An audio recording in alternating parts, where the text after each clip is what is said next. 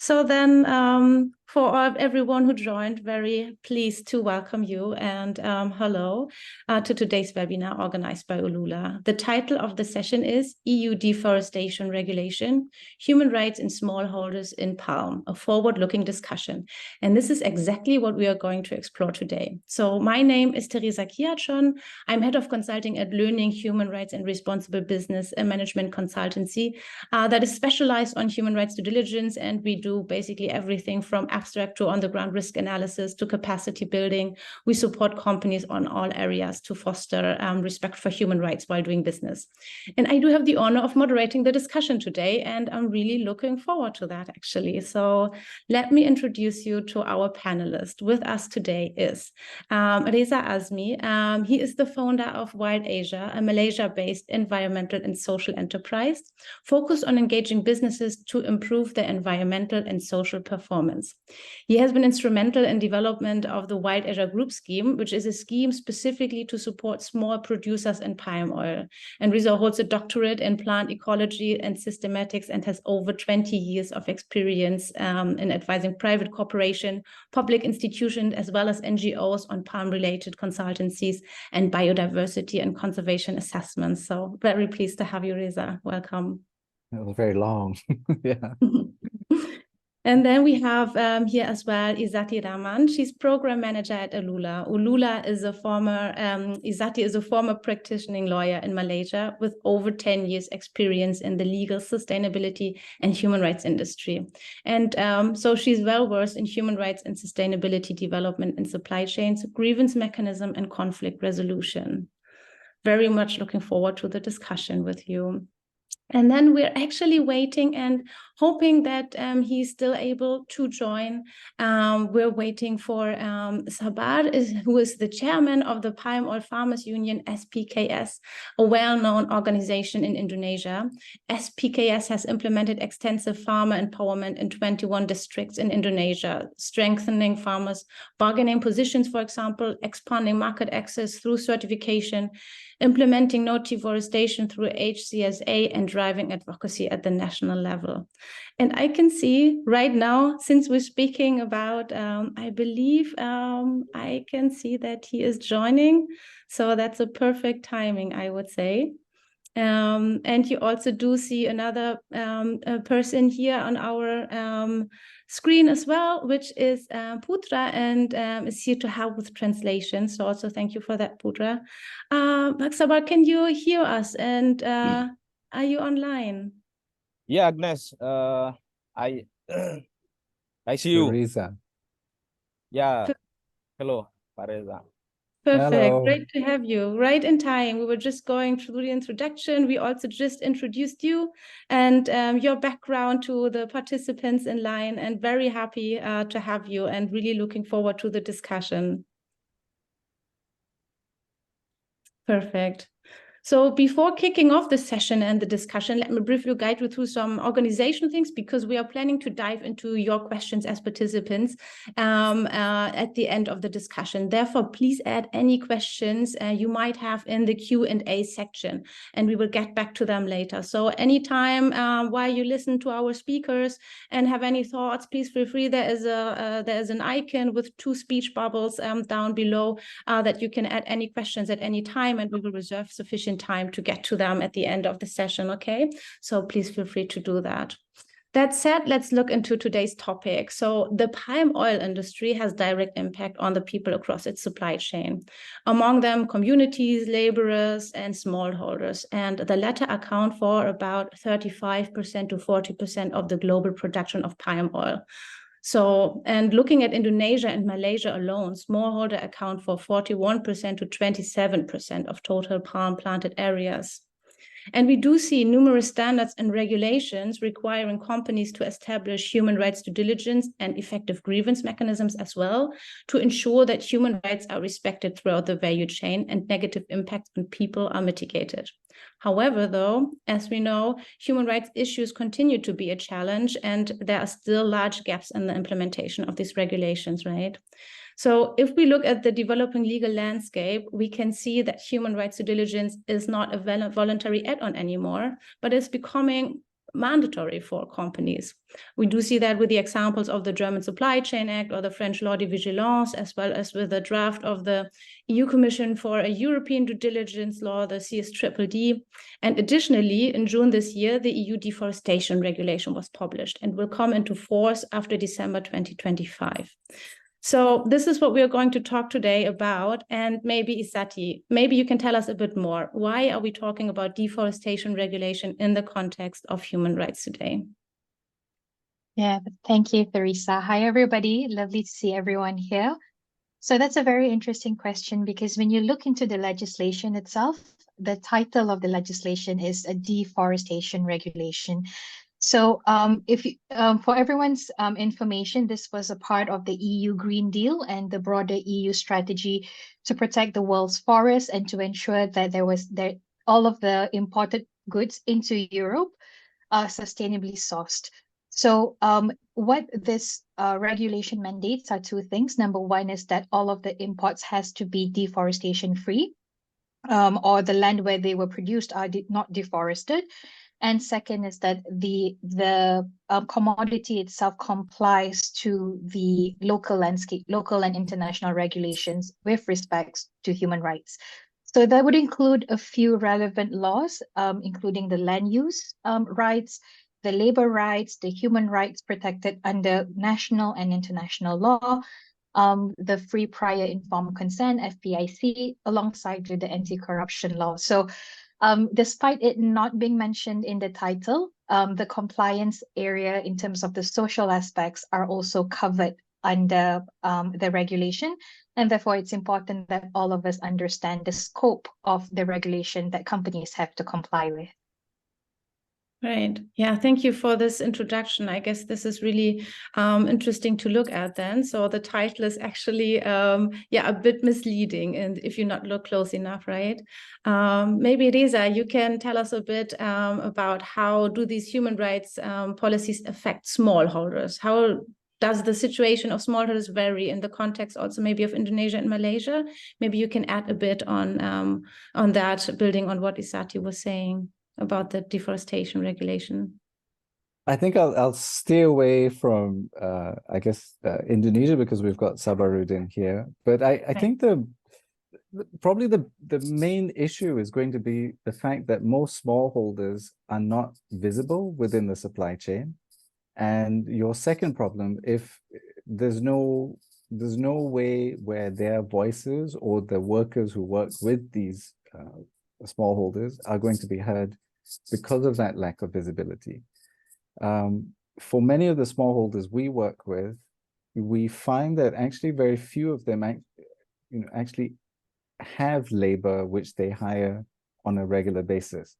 So what their for them to access labor is usually on a contract basis, and actually even then it's quite rare that they have contracts with these workers, or they're just part of a relationship with a dealer who provides some of these services. So so it's quite complex, the relationship, or I guess the legal relationship between a worker and a smallholder. To some extent, probably they won't even be classed as legal workers, because everything is ad hoc. And probably from what we can see is that we've got to also distinguish between what is legal in Malaysia and where there are conditions which lead to forced labor, which is another class altogether. And within the context of smallholders in Malaysia, probably forced labor risks are going to be higher when you have contracted labor through dealers who are providing service. So I guess what I'm trying to get at is, it is complex, but there is no way of knowing at this point in time if there is a problem, let alone if things are okay, and how does that information be conveyed through the supply chain, working up the line from the farm, to the dealer, to the miller, and then ultimately to the fellow who's going to be bringing that stuff into Europe. So yeah, I think you touched upon a very crucial point here, right? Like how will that actually unfold? So maybe we can also hear a bit more about that from Sabah's perspective. That would be very great to hear also how these regulation and policies, do you see that, Sabah, how will that affect smallholders? Ya, halo. Ya, terima kasih Agnes. Saya menggunakan bahasa Indonesia saja dan terkait dengan regulasi EUDR ini, saya kira saya perlu sampaikan kalau sawit di Indonesia itu kan sudah 1 abad ya, dan saya kira persoalan isu-isu soal human right itu masih banyak sekali. Terakhir Indonesia memiliki masalah misalnya di Seruyan, itu bagian dari salah satu isu yang terkait dengan hak asasi manusia, dan di sana terkait dengan soal hak atas tanah, soal perusahaan-perusahaan yang kemudian nggak mematuhi regulasi yang ada di Indonesia. Dan kami lihat terkait dengan EUDR ini kami sangat support ada beberapa hal ya. Misalnya soal keadilan, soal legalitas di situ dijelaskan juga, kemudian soal investment yang adil misalnya itu sangat dicantumkan juga di dalam EUDR ini, dan soal harga yang adil misalnya ini sangat penting terkait dengan konteks masyarakat atau petani-petani sawit di Indonesia, karena selama ini ketidakadilan harga itu sangat dirasakan, sangat banyak dialami oleh petani-petani sawit di Indonesia. All right, maybe just to translate what Pak Sabar said. So basically, Indonesia, because our palm oil is more than 1 decade, the issue in our country is still so many that we need to work on, focusing especially on land rights and how the company is not doing the regulations correctly. And also from the SPKS, we are really supporting the EUDR, especially on legality and the fair investment. It's something that we stand on that. And for example, the fair price is also very important to our smallholder, because in Indonesia, there's still a lot going on, especially on the fair price like that. Thank you. Thank you very much, for this input. Also, I wanted to remind everyone who's here to look at this discussion. If you have any questions, add them to the Q&A section, okay? So whenever you have anything, feel free to add it there. So I think this gives us a good overview already on why, actually, if we talk about human rights due diligence, smallholders is such a important group to look at, and also some of the challenges we look at here. What would then be a way on how can the industry move forward to support smallholders? Maybe, Izati, maybe we can start with you again, closing the loop. How do you see ways to move ahead? Yeah, thank you, Teresa. So the imposition of the new regulations is something that companies or corporations can easily comply to, but of course could be a struggle for the smallholders. So there are some strategies that companies may typically apply. You know, the first would definitely go into procurement and risk. They would be looking through their supply chain and identify the products and the raw materials. And from there, they would build the implementation plans, and then they would also input in the due diligence process.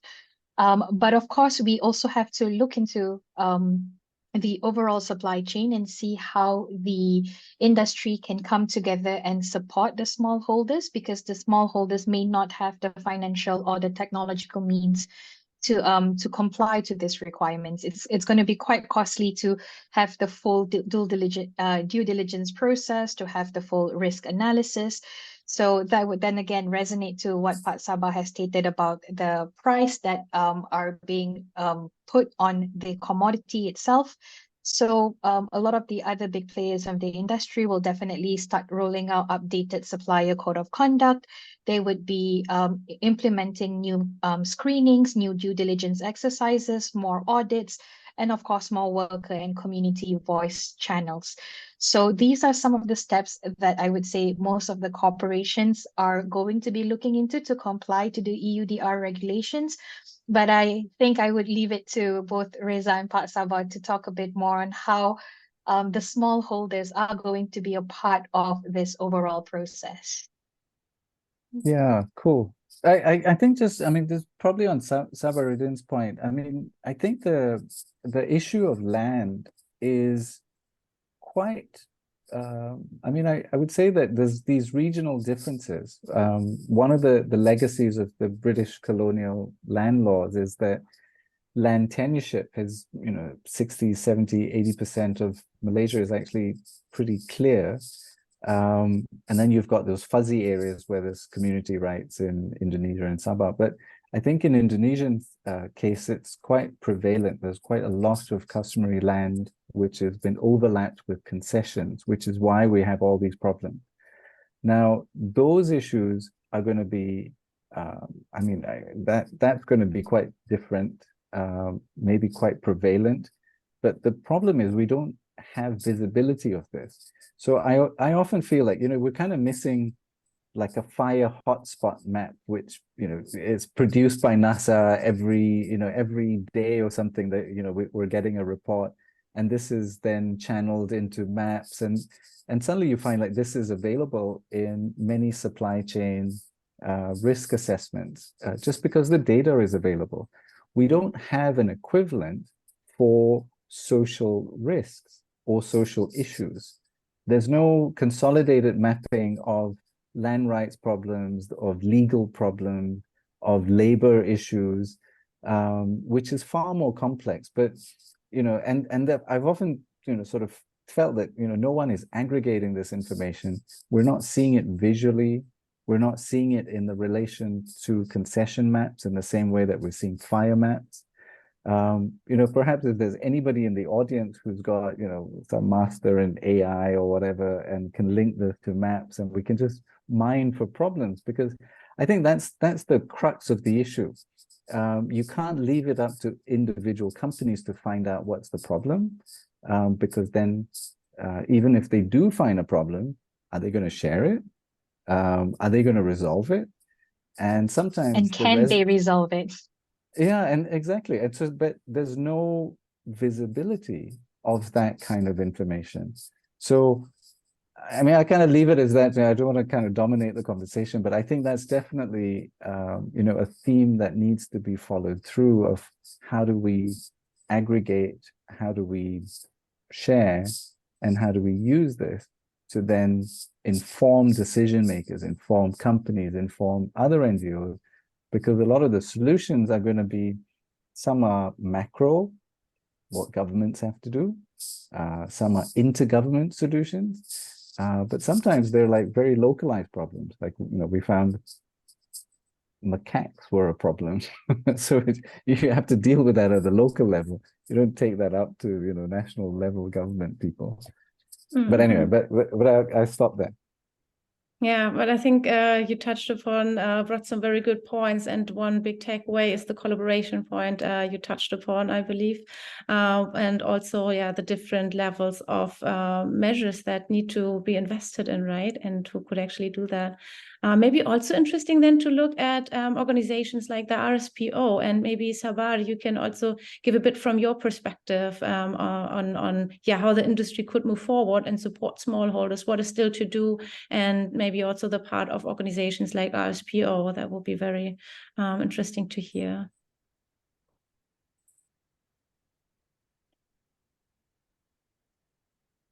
Ya, ya, saya pikir kalau Indonesia kan ada beberapa regulasi ya yang terkait dengan EUDR ini. Jadi sebelum EUDR ini saya kira beberapa regulasi yang ada, misalnya terkait dengan keadilan harga. Keadilan harga itu pemerintah sudah mengeluarkan Permentan nomor 1 tahun 2018. Di dalam itu mengatur perusahaan-perusahaan harus membeli buah petani dari buah itu melalui koperasi. Tapi ini kan tidak ini yang selama ini tidak dilakukan. Nah, di dalam di dalam EUDR saya kira itu diatur soal keadilan harga. Dan ini poin yang sangat penting untuk mendorong perusahaan-perusahaan untuk kemudian melakukan patuh kepada peraturan yang ada. Ini poin pertama. Yang kedua, saya kira terkait dengan persyaratan misalnya soal poligon misalnya, poligon atau geolocation. Saya kira ini Indonesia juga sudah on the track. Artinya beberapa aturan itu sudah ada di dalam itu. Misalnya terkait dengan STDB. STDB kita di dalam STDB itu juga sudah ada mensyaratkan soal titik koordinat poligon. Dan ini kita bisa melakukan ini. Kami di SPKS itu juga sudah melakukan itu. Jadi kekhawatiran bahwa kita tidak bisa melakukan koordinat point ataupun poligon itu, saya kira itu nggak benar karena organisasi kami di SPKS itu sudah melakukan pengambilan titik koordinat dari anggota kami sekitar 20 ribuan sampai saat ini. Artinya ini sebelum EUDR itu diberlakukan kami sudah melakukan itu. Dan juga terkait dengan investment yang adil tadi, bagaimana perusahaan-perusahaan memberikan pelayanan seperti kemitraan yang membuat kemitraan yang adil antara petani dengan antara perusahaan dan petani-petani sawit. Saya kira ini bisa di dalam EUDR juga sudah ada poin ini. Kita melihat EUDR ini bisa menjadi pendorong untuk perubahan dalam hal soal mempercepat soal tata kelola sawit di dalam negeri juga di Indonesia.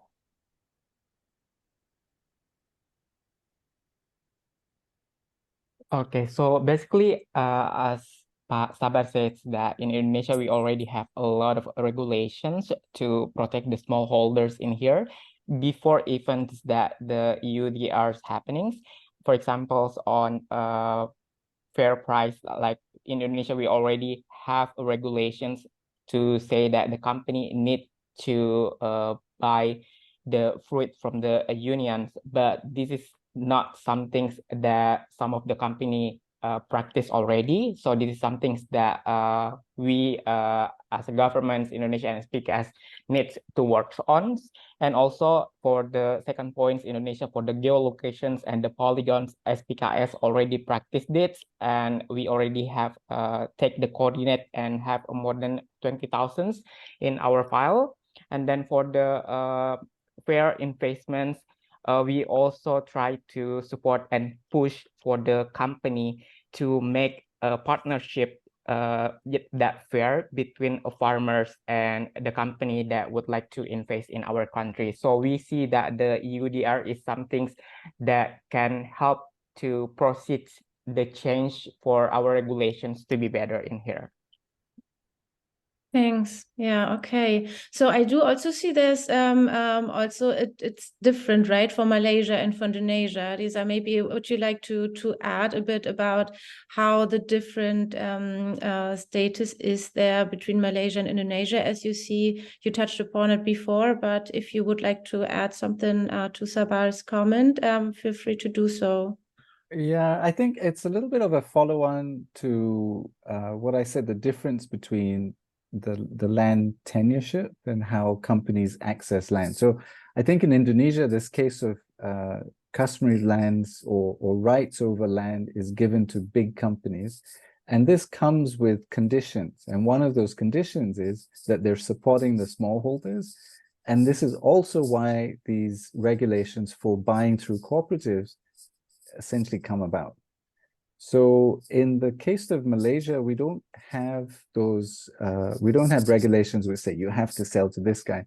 So there is this space of complete independence. There is, and the only exception would be smallholders who are developed within scheme smallholders, but that is class, although they're called smallholders, it's actually licensed as a large estate, because it's managed by somebody else and the crop is basically managed by a management company, which then arranges for everything.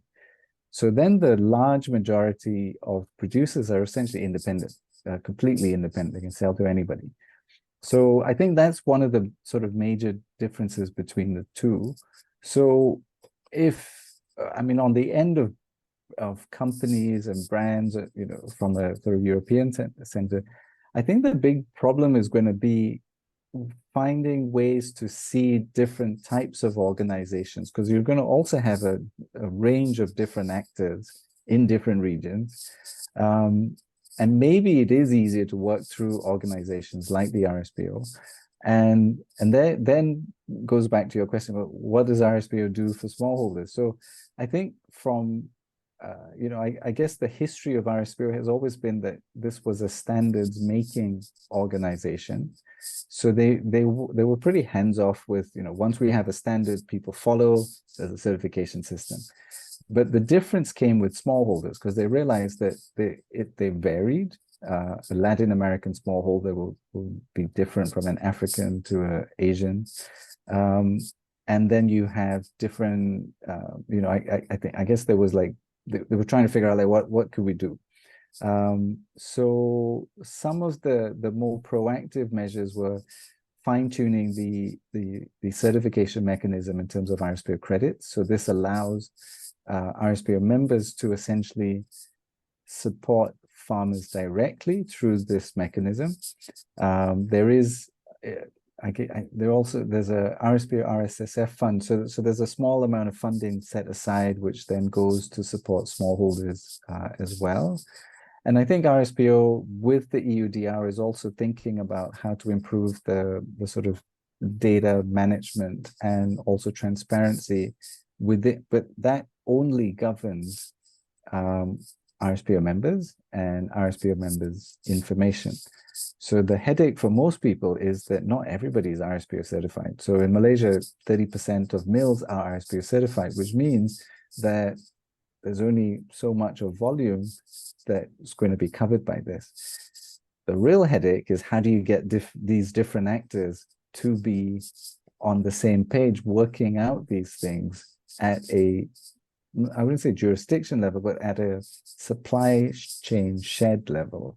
So if you're, you know, and that'll be different if you're in Sarawak, if you're in Johor, etc. So none of these are solutions yet, but I think these are just kind of just things, I guess to understand that it is complex and different people are trying to work out different things. But I think from a practical point of view, I still feel it's just there's a lot of noise, but what can we rally around? And I think that's something that needs some distilling.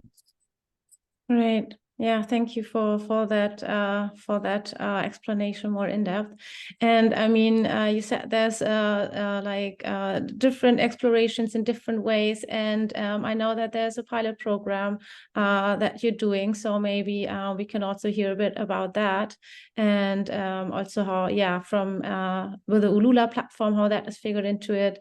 Yeah, maybe Izati, would you like to maybe share a bit from the Ulula perspective? And then Riza, you can add to that. Sure. Yeah, sure. Thanks, Teresa. So in 2022, Ulula and Wild Asia, we partnered up and we integrated technology into the smallholders' day-to-day activities so that they're able to record in the number of sales, the number of organic pesticides used, so that we're able to see what are the daily usages, how's the monthly usages looking like. They're able to record the monitoring of the sales and also the monitoring of yield of their plantation. And at the same time, we have also integrated two key components into the digitization process. The first is, of course, the worker survey and also the smallholder well-being survey. So there were questions asked about the smallholders' well-being, their income, if their crops are affected in any way because of the weather or because of the environment. Then we also moved forward with the introduction of a grievance mechanism within the digitization, So within the grievance mechanism, we have also introduced a wildlife reporting mechanism. So smallholders, whenever they identify any form of wildlife, or if they have any kind of issues that they're facing that would require some level of assistance or training from Wild Asia, they can immediately report, and Wild Asia is then immediately notified on any kind of issues or any kind of urgent requests received from the smallholders. So it was a pretty exciting pilot. We learned a lot, and it was really, really encouraging that we saw about 50% of the total smallholders within the Kinabatangan region. About 75 of them have tried the system. There were a lot of wildlife reportings. We were hoping to, get some sightings of elephants at least, but so far none. There were a few monkeys that were reported. There were grievance lines that were opened, and it was pretty exciting to see the I would say the transformation into the digital platform. But I'm sure that Reza, you do have a few things to add from the pilot project, so please go ahead. Right. Yeah, thanks. So I think like my take was, I mean, just slightly different, because I think firstly, WAGS is like a mini SPKS. We're not we're not a cooperative, but basically we're acting as a small member-based organization. So the idea is that we have groups of farmers clustered around each WAGS unit. So we've been doing this for RSPO certification for almost 10 years. But it's a very one-way direction. So we collect information, we package it, we then present this to auditors. Auditors say, okay, but I mean, that's it. It's like a one-way flow of information. So that's kind of been a bit frustrating for us. So we were thinking, like, how do we create a way that there's two-way flow? Or to be able to listen more from this network of members. So that's the reason why we reached out to Ulula. We had been looking at different options, but it was great that they were kind of willing to say, well, let's try. And so what we designed was essentially there was two parts. One was our headache for certification has always been getting farmers' records. So how much of this, how much of that? So we thought, well, let's use the survey method and see whether that could generate some information. Then through the interactions, it came to the grievance mechanism, and it sounds like it's a heavy thing, but actually it's just feedback. What's your feedback channel? So those two things could be coupled relatively easily. I think we designed it within a couple of weeks, but then came the deployment. And then came some interesting results. So obviously, like I said, we were always thinking big things. There's going to be forced labor in the supply chain, and then it was like none of that. But there's monkeys, which are a problem, which again we weren't paying attention. But okay, well that's something to think about. Then also the feedback that overwhelmingly they're very supportive of WAGS, and they like that interaction. And then the part that we really wanted, which was the records of fertilizers and stuff, I mean, that was probably like the least kind of inputs that we got. But given where we are, I think what we see from this is the essence is, how do you listen? And the fact is, with a little bit of tech embedded into, just even like an organization like us, you're able to listen a bit more from one part of the supply base. Now, with WAGS, we're also quite keen to expand the partnerships to mills as well as to the dealers that are supplying to them. Now, we can deploy the same method to listen to another two parts of the supply base. So if you can kind of do this for a number of mills, now you're listening to many different sources of your palm oil mill products. Now, and that's just listening. But the part which gets interesting is then to be able to start seeing patterns, to be able to detect very high risk activities, and to then be able to act on it. And I think that action part is where it's not just interesting, but that's really where we need to get to. So I feel that tech has the potential to enable this, but tech alone No. Wild Asia alone? No. The two combined? Yeah, maybe. The two combined with the supply chain? Wow, now you're in a whole different domain. Right. Yeah, and thanks for adding that. And the way that you described it, you can tell, right? It's very logically, right? If you want to change things, you have to understand the different perspectives and also the different actors along the value chain, and it just logically. And additionally, on top of that, it's also enshrined in established due diligence laws that recently came up. So that it's actually said the rights holder perspective needs to be considered. So, and I think this is a very interesting way and a game changer on how to do that. So digitalization actually provides a solution to explore on how to make that happen, right? So we have actually quite some questions already. Before we get to that, maybe I would like to get a statement from like summing up all the comments and the discussions you had with the question of what are the immediate next steps you would recommend for brands looking to comply with, for example, the EUDR regulation. And maybe Sabar, we can start with you.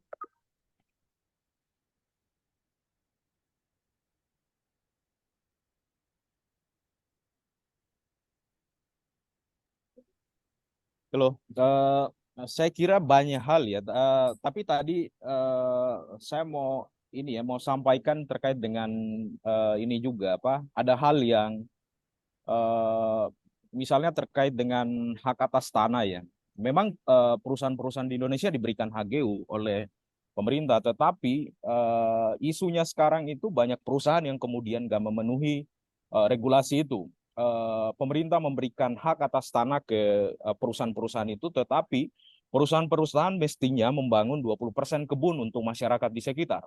Karena tanah itu tanah masyarakat di situ, kemudian masyarakat adat, dan juga masyarakat lokal di situ. Catatan dari pemerintah itu dari 2.500 perusahaan yang saat ini punya HGU baru 21% memenuhi persyaratan ini atau membangun kebun 20% untuk masyarakat sekitar. Mungkin ini dulu, Mas. Dan ini isu soal soal saya kira isu soal keadilan di masyarakat sekitar, termasuk di dalamnya kalau misalnya sudah dibangun plasma juga itu masih banyak masalah di dalamnya, soal transparansi pembagian hasil antara perusahaan dengan masyarakat, kemudian soal dalam membangun kontrak antara perusahaan dengan petani-petani itu sangat memiliki masalah saat ini. Dan di dalam regulasi UDDR itu memang mereka harus memenuhi aturan yang ada di negara seperti Indonesia.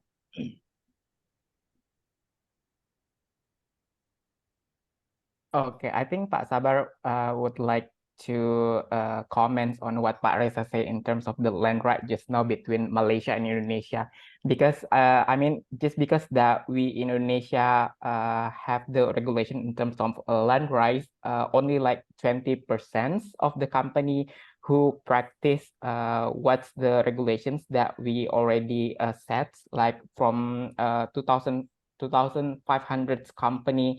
On that one, only like 20% who built farms for the people or the community on the land that they use for the palm oil, like that. And because in the regulations of the EUDRs, they already doing it, but actually in reality, they're not comply or doing the practice really well, like that. Yeah. Yeah, actually, sorry, just to say that Pak Sabar, I think you're this question of legality, because basically what it's aligned within the EUDR code that you need to buy from legal producers. So if your producers are not legal because they can't meet these various regulations, and the fundamental one being regulations, which is why you've got that land in the first place, that's a big deal, because that means only 20% of your producers are able to meet the basic requirements for EUDR to send oil to the EU. Right. This is actually also already a question that was posed in the Q&A. So it's very nice to see that this is already discussed, by you now, because this is exactly what the comment. It's actually more a comment that I do see here. I think it came via LinkedIn, so but still sharing it because that's also said that it is difficult. It's a difficult challenge to achieve in 18 months, and the European Union has not yet defined the risk level by country and how it will support said countries, and the land rights is a very sensitive issue. So I think this is exactly what you're just touching upon here, right? Yeah. Should we dive into the Q&As then? Maybe also some of the answers will also add to the question of what are the immediate next steps for brands that we're looking into. Maybe we can integrate them into that, because I do see also here some questions are around the regulation, EUDR, and how that can be interpreted, and some also are going beyond. So maybe looking at the question, for example, related to certification scheme on national regulation MSPO in Malaysia and ISPO in Indonesia. Do you think it will be non-compliance category if smallholders are not yet certified? How to interpret that?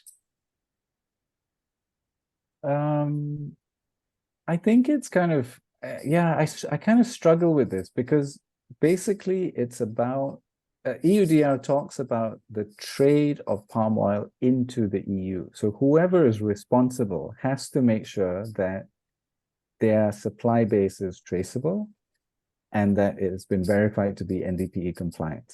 So and also they are certification agnostic. So it doesn't matter that you're MSPO or RSPO certified. It doesn't matter at all, because you still have to, I mean, the trader has to reveal that there is a way of collecting that basic information and that it has been verified in some way or another. So I think it's not a red herring, but it's completely distracting. It's like, actually, it's irrelevant that you're certified. The question, I think, why people are focused, or there's a lot of discussions around certification, is more at a national level. The governments are trying to make sure that their country is not labeled as a high-risk country, which means that there's more requirements for companies who are selling on the EUDR. So it's, so I don't know whether it's frivolous to say it's irrelevant, but I mean, that's essentially, that's what I think. Yeah. And maybe Sabar, if you have a perspective on that as well, because you have been also sharing that in Indonesia quite many things are regulated, etc.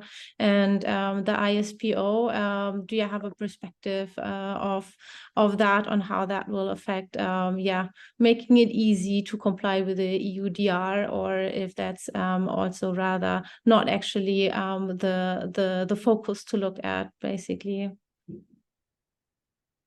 Ya, saya pikir kalau ISPO, Indonesia punya ISPO ya, Indonesia Sustainable Palm Oil. Saya kira ini ISPO kan sudah lama kalau di Indonesia, dan kalau misalnya saat ini ditanya berapa persen yang petani mendapatkan ISPO, ya 0,00% pasti jawabannya. Tetapi ISPO saya kira bisa ada beberapa persyaratan dalam ISPO yang itu bisa memenuhi di regulasi EUDR ya, terkait dengan poligon, kemudian terkait dengan data petani, mungkin itu bisa masuk di dalam ISPO tadi. Dan memang kita punya masalah dengan ISPO. Masalahnya beberapa petani enggan untuk kemudian masuk dalam ISPO. Dan kalau misalnya dilihat sekarang pemerintah memperkuat ISPO untuk di ISPO ya. Misalnya pemerintah menyediakan pendanaan untuk petani dalam untuk masuk dalam ISPO, dan ini masih dalam proses. Ini belum ditetapkan oleh pemerintah, tetapi saya kira itu sudah sudah ada regulasi yang akan membiayai ISPO dari pemerintah.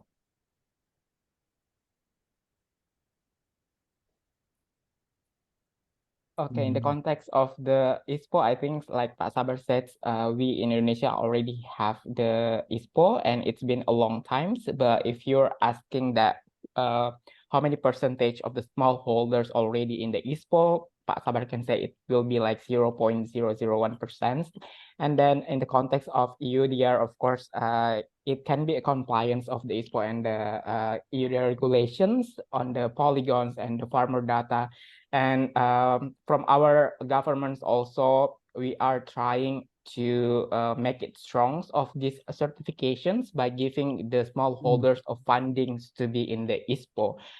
It's not set yet, but in the process, and we think that it's already a good move to be moving forward. Right. Thanks. I do have a question maybe that would be very suitable for Isati as well to add, because the question here is when trying to improve the governance situation for smallholders, for example, through governance solutions like MSIs, how to ensure that workers' voices are really included and not controlled or filtered by smallholder farmers who employ them and thus have considerable power over them. I think the question of the power is a crucial one, and the topic of worker voice and how to include them and ensure that they can be used. I think that's quite interesting. Would you like to answer to that, Isati? Yeah, sure. Thanks, Teresa.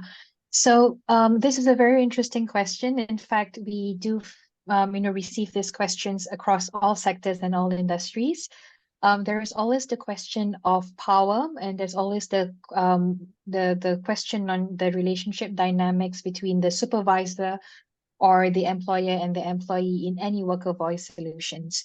So of course, there are going to be safety mechanisms put in place, and also some protocols for the smallholders whenever they employ a worker voice solution.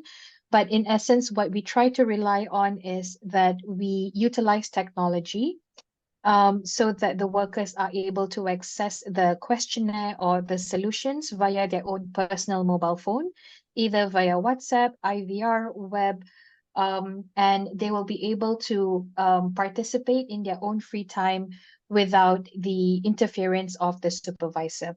But this is not a perfect system because sometimes the influence or the pressure can come from the supervisor telling them, I know you'll be answering the questions on your own free time, but I want you to answer in this particular manner. For question number 1, I want you to tell that I have complied with all of the wage requirements.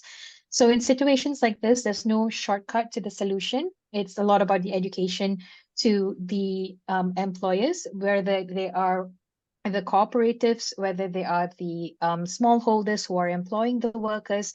There has to be outreach and engagement with them to allow, I would say, some level of freedom for the workers to participate freely and to provide honest feedback.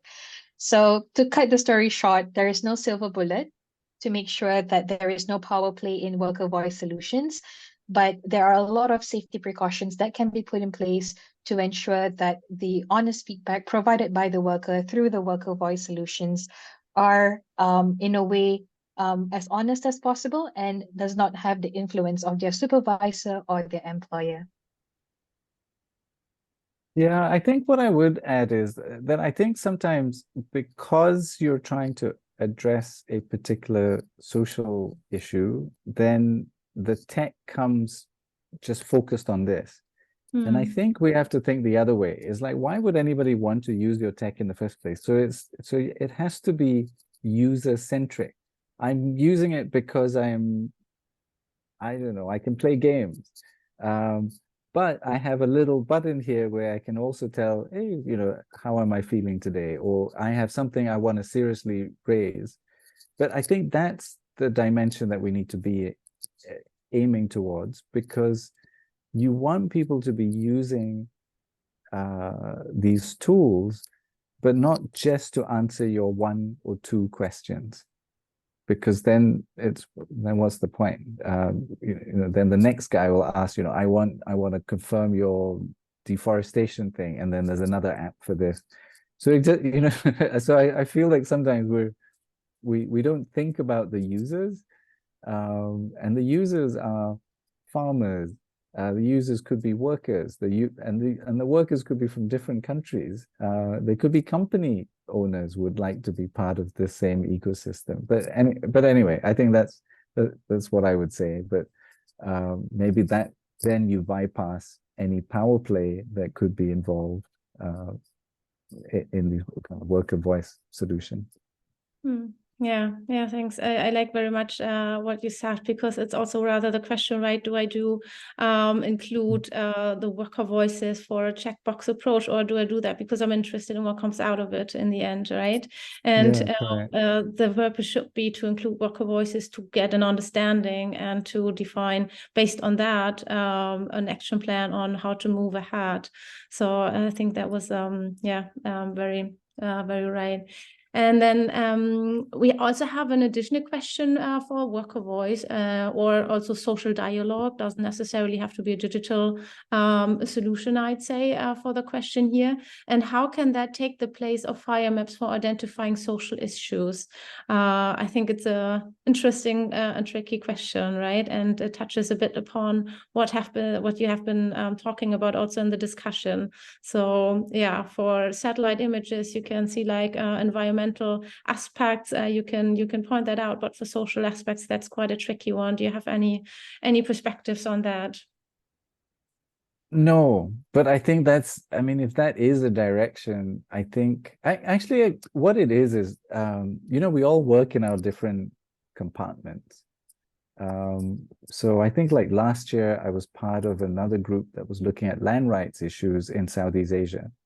And that's when I realized that academics have all of this, they've been documenting so much stuff, but it's outside of anybody's view because it's in some academic paper or is published in a circle where they know, but nobody else knows. So I think that maybe if this was an effort, there could be, an effort to collate, make sense, categorize, date them, and it's done objectively rather than anyone saying that, oh, this case is more important than that case. A bit like what Trace did for supply chain mapping in Latin America. I mean, but they essentially just put all trade data through a very large data engine and started to figure out where things were going from and to. But there's no such effort when it comes to social issues. And that, to me, is the gap. Right. Yeah, and I think there's also the question of how to integrate people that do not have access to smartphones, right? How is it possible to integrate their voices if they are not visible, which is a tricky one. I don't know, Izati, would you like to add on that? Yeah, because I think what Izati is going to say, actually, you don't need a smartphone. Any old phone will work. Right. If you can find an old phone that works these days. Yeah, in fact, it does work on landlines as well. If you don't have a personal mobile phone, we do have technology that's called interactive voice response. It's typically the automated system that you receive whenever you call a bank. For English, press 1. For Bahasa Malaysia, press 2. So the questions can be read out to them, or they are able to record any kind of concerns, questions, or grievances that they may have. And all of this can still be recorded digitally on the dashboard systems. So we don't have to rely only on smartphones. We also have other means to connect to the workers for as long as they are able to find a way to connect either via landline, like traditional phones, or any other mechanisms. Right. Perfect. Yeah, we're coming to the end of our session. I think there are some questions that we have been touching upon. I hope we answered most of them sufficiently. If you have any requests that we didn't dive into enough for you, feel free to get in touch with anybody in this panel here. So therefore, I would also like to ask everyone, how can the participants reach you after the webinar? If they're interested in what you have been sharing on the work you do, how can the people contact you? And maybe Sabah, you can start with sharing how people could connect with you.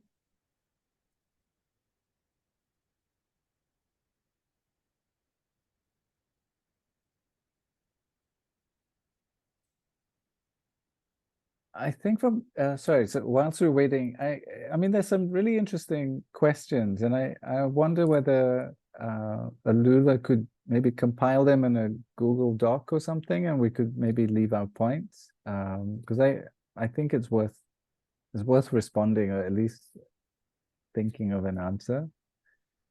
So that's one, and I guess from my side, Wildasia, I'm on LinkedIn, so LinkedIn Reza Azmi. Or Wildasia, but yeah, wildasia.org. So anything else is on the dodgy range, but .org is okay. Yeah, so. Thanks, Reza. Izati, maybe you can go and share how to find you and Ulula and more information.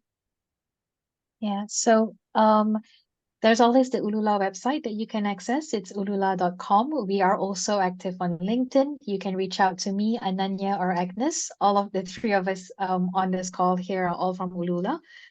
Reach out to us if you have any questions, or if you're interested to see where we can take the digitization of worker voice forward. We are always happy to, meet with new people. Great, thanks. Oh, sorry, I just remembered, like next week, I think Izati, myself, Agnes, we'll be at RSPO RT in Jakarta. So we'll be having a booth. So if anybody wants to look us up, we'll also be there. Amazing. I guess that's really good to point out. I'm not sure if Sabar is there.